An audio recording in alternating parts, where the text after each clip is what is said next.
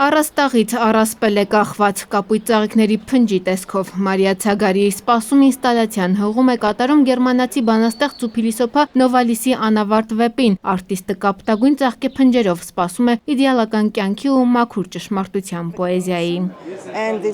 Սա պոետիկ ու ներքին փնտրտուք է, որը առաջնորդելով պարադոքսալ ուղղություններ ու որոնումներ կամուրջներ է կառուցում երևակայության ու իրականության միջև։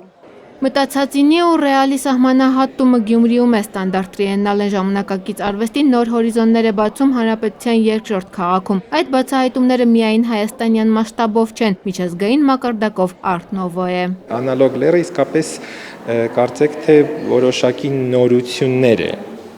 ներմուծում, նաև ցուցահանդեսային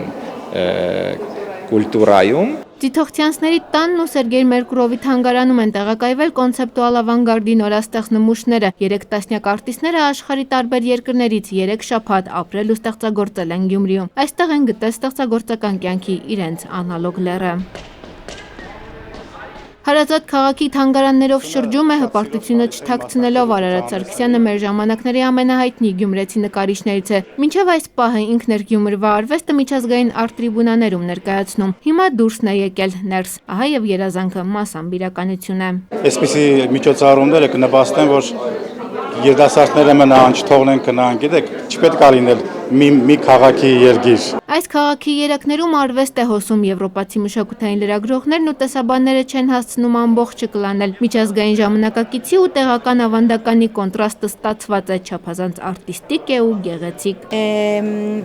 Ինչ կարող եմ ասել, նման համադրությամբ ցուցադրությունները միշտ չէ, որ բախտ է վիճակվում դիտել, նույնիսկ Եվրոպայում այսպիսի բարձր մակարդակով կազմակերպված տրիենալե չեմ հանդիպել։